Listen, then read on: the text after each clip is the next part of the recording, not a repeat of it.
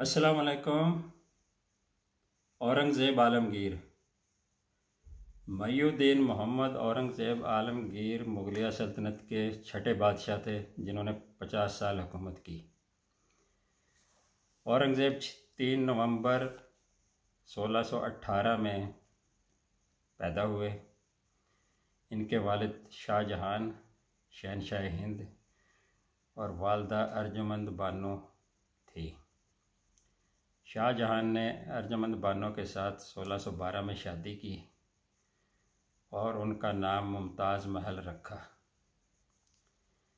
इनकी रफ़ाकत बहुत कम अरसा 20 साल रही, जिसमें मलका की हैसियत से मुमताज़ महल सिर्फ़ 3 साल शाहजहां के साथ रही। उससे पहले शाहजहां शहज़ादा था और उनके वालिद जहांगीर शहनशाह हिंद थे। औरंगज़ेब की तरबियत उसकी वालदा अर्जुमंद बानो ने की। 8 साल तक वो अपनी वालदा के साथ रहे। 1626 में जहांगीर और शाहजहां की जंग शुरू हो गई। जैसे जहांगीर और अकबर की जंग शुरू हुई थी, दोनों के किसी को फतेह नहीं हुई, लेकिन आपस में सुलह हो गई। सुलह के बाद शाहजहां ने अपने 2 बेटे दारा और औरंगज़ेब को जहांगीर के पास भेज दिया। जहांगीर उस वक्त लाहौर में मुकीम था और लाहौर मुग़लिया सल्तनत का दारुल हुकूमत था। जहांगीर ने औरंगज़ेब आलमगीर को नूरजहाँ के हवाले कर दिया। नूरजहाँ औरंगज़ेब की दादी लगती थी। इस तरह 2 अजीम ख़ातून ने औरंगज़ेब की परवरिश की। इस दौरान 1628 में जहांगीर का इंतकाल हो गया। उसको लाहौर में दफन किया गया और शाहजहां और उसके भाइयों में जंग शुरू हो गई, जो शाहजहां की जीत पर ख़त्म हुई और वो शहनशाह हिंद बन गए। शाहजहां जहाँ भी जाता था अपने शहजादों को साथ रखता था। औरंगज़ेब आलमगीर ने नूरजहाँ के अंडर रहते हुए फ़नून सिपाहगरी, तलवारबाजी, नेज़ाबाजी, घुड़सवारी, तैराकी में बहुत महारत हासिल की। वो बड़ा निडर और बहादुर और मजबूत शहज़ादा था। 1632 में उसकी वालदा का इंतकाल हो गया, मुमताज़ महल का। शाहजहां ने उसकी याद में ताज महल बनाया, जो दुनिया का एक अजीब अजूबा है। आज भी लोग उसकी सियाहत के लिए आते हैं और इंडिया को $4 बिलियन से ज़्यादा इनकम होती है सिर्फ ताज महल की सियाहत से। 28 मई 1633 को एक बड़ा इम्पॉर्टेंट वाक़या हुआ। शाहजहां किसी जंगी मुहिम पे था, सारे शहजादे साथ थे कि इस दौरान कैंप में एक हाथी बिफर गया और तहस नहस करना शुरू कर दिया, लोगों को मारना शुरू कर दिया। शहजादा औरंगज़ेब घोड़े पे बैठा और उसने नेज़े के साथ हाथी के सूंड पे हमला किया और उसको ज़ख्मी करके गिरा दिया। शाहजहां ये सारा माजरा देख रहा था। उसने शहजादे को बहादुर का लक़ब अता किया, 2 लाख रुपए के तोहफ़े दिए और शहजादे को सोने में तोला और वो सोना उसे गिफ्ट कर दिया। उस वक्त औरंगज़ेब की उम्र 14 साल थी। शाहजहां की आदत थी कोई भी बड़ा कारनामा सर अंजाम देता था, कोई इल्मी खिदमत, अदबी खिदमत या आर्किटेक्चर, उनको वो सोने चांदी में तोलते थे। सियालकोट के मुल्ला अब्दुल हकीम को भी उन्होंने 2 दफ़ा चांदी में तोला और उन्हें वो सारी रकम इनाम के तौर पे दी। तो 28 मई हमारा यौम तकबीर है। 28 मई को ही औरंगज़ेब ने बहादुरी का कारनामा सर अंजाम दिया और बहादुर का लक़ब पाया। उस ज़माने में दास्तान गोई सबसे बड़ा फ़न था। आम मजलसों में, शादी ब्याह में, मेलों में मुसाफिर चलते फिरते बादशाहों के, शहजादों के किस्से कहानियाँ सुनाते थे और अगर कोई बहादुरी का किस्सा मंजर आम पर आता था तो उसे बहुत ज़्यादा पजीराई मिलती थी। इस तरह शहनशाह औरंगज़ेब आलमगीर का ये किस्सा ज़ुबान ज़द आम हो गया और इंडिया में ये समझा जाने लगा कि नेक्स्ट बादशाह औरंगज़ेब आलमगीर होंगे। ये असूल रहा है हमेशा से कि सर्वाइवल ऑफ द फिटेस्ट, तो जो सबसे बेहतरीन होता है वो खुद ब खुद ऊपर आ जाता है।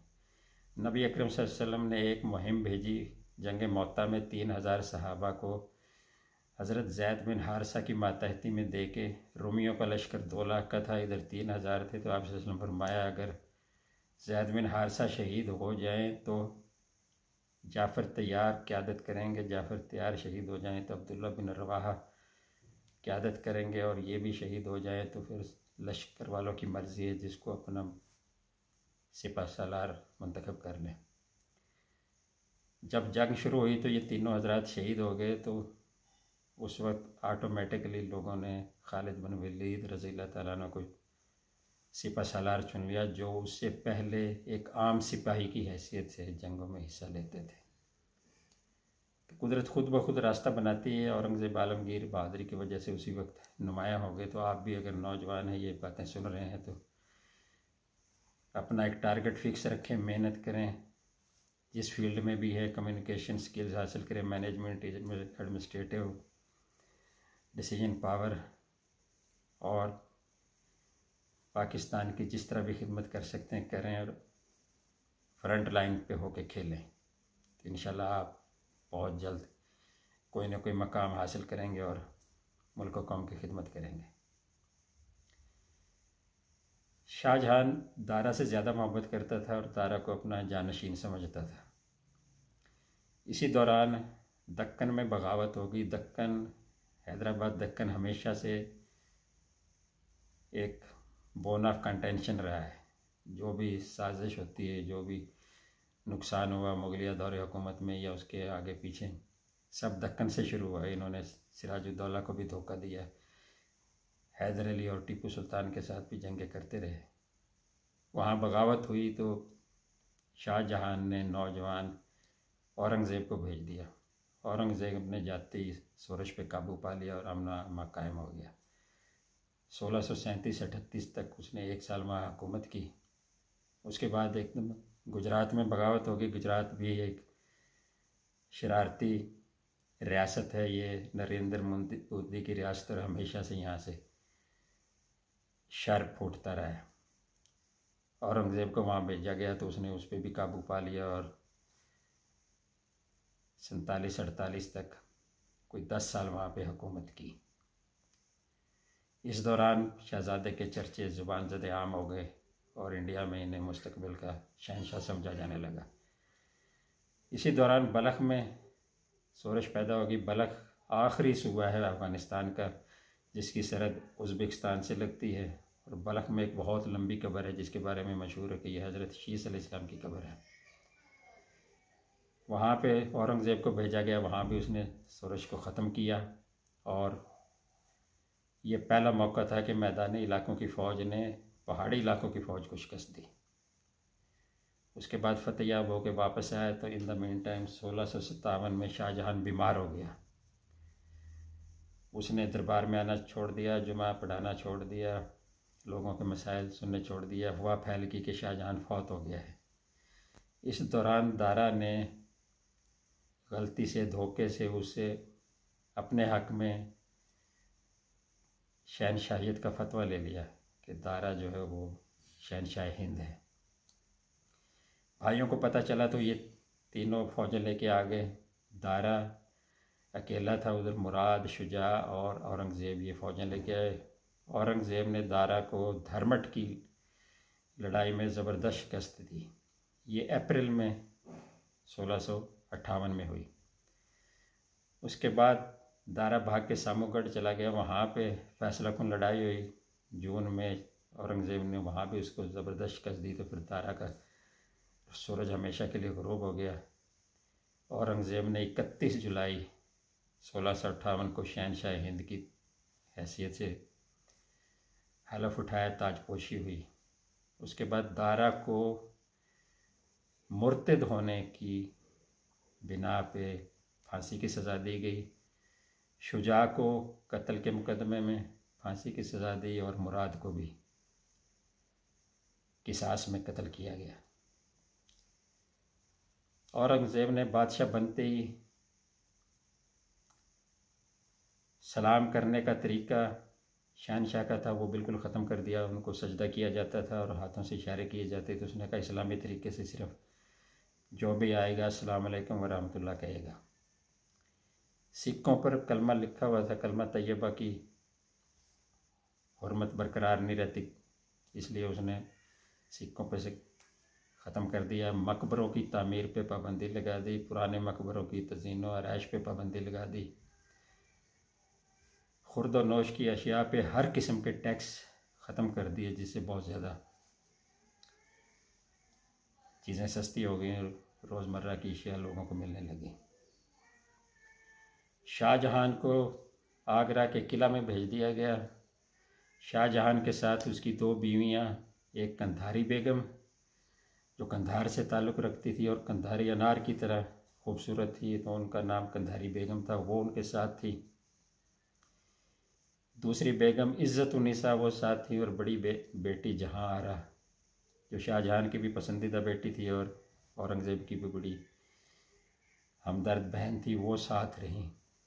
शाहजहां ने 1667 में वफ़ात पाई और इस दौरान वो बेटे की कैद में नहीं बल्कि मेहमान की हैसियत से उसने वो लाइफ एंजॉय की। उसको किताबें, सैर व तफरीह, किला होता है, कोई कैद नहीं होती। लाहौर का किला कितना बड़ा है, पूरे शहर जितना है। मुल्तान का किला बहुत बड़ा, इसी तरह आगरा का किला बहुत बड़ा था। औरंगज़ेब आलमगीर के ज़माने में मईशत ने बहुत तरक्की की। पूरी दुनिया का 25% GDP इंडिया में पैदा होता था। तारीखदानों ने लिखा है कि औरंगज़ेब ने मईशत में, आर्मी में और इलाके में चाइना के बादशाह किंग को भी पीछे छोड़ दिया।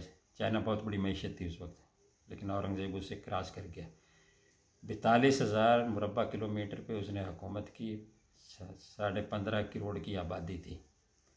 हमने आमा कायम रखा, लोगों को हर फैसिलिटी दी, खुद नमाज पढ़ाता था, ख़जाने से एक पैसा नहीं लेता था, टोपियाँ सी के और कुरान पाक लिख के गुजारा करता था। उलमा की एक कमेटी तश्कील थी जिसने फतावाए आलमगीरी तरतीब दिया, जो फ़िक़्ह हनफ़ी में इमाम अबू हनीफ़ा रहमतुल्लाह अलैह के बाद सबसे बड़ी किताब है, जिसमें नमाज, वज़ू, रोज़ा, ज़कात से लेके तमाम दीन के मसाइल और उनका हल कुरान और सुन्नत की रोशनी में पेश किया गया और उसको नाफिज किया। दूसरे मज़ाहिब के लोगों से भी उसने बड़ी रवादारी से काम लिया। उसके 2 जर्नैल जय सिंह और दलेर सिंह हिंदू थे। सिविल ब्यूरोक्रेसी में 30% से ज़्यादा हिंदू थे। हिंदुओं को मुकम्मल आज़ादी थी। उसकी दौर हुकूमत में बहुत ज़्यादा मंदिर बने। कुछ मंदिर उसने गिराए जहाँ पे दहशतगर्द जमा हो जाते थे, वो ममलकत के ख़िलाफ़ साजिश करते थे, तो उनको गिराया गया, सज़ाएँ दी गई। मिस्र के मुफ्ती आज़म हैं सैयद मोहम्मद तनावी। उन्होंने औरंगज़ेब को अशरा मुबशरा खिलाफत राशिदा में कंसीडर किया है। बहुत से उलमा उन्हें अपने दौर का मुजद्दिद कहते हैं। उन्होंने परहेज़गारी की ज़िंदगी गुजारी। हमसाय मुल्कों से बड़े अच्छे ताल्लुकात थे। हर साल मक्का मुकरमा में एक ख़तीर रकम गरीबों में तकसीम करने के लिए भेजते थे।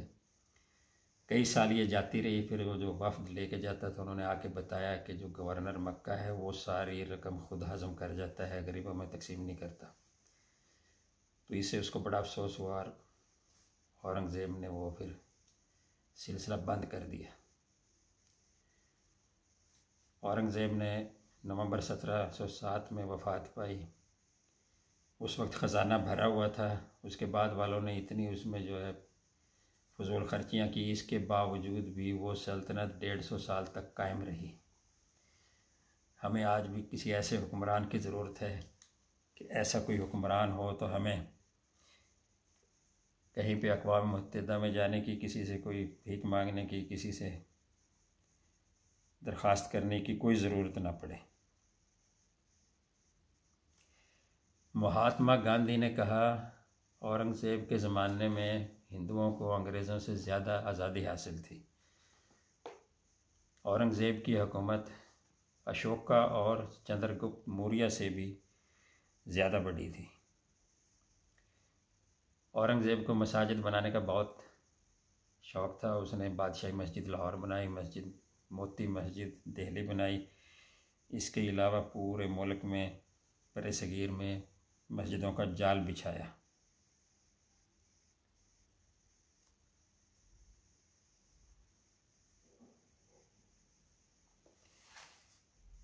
वमा अलैना इल्लल बलाग।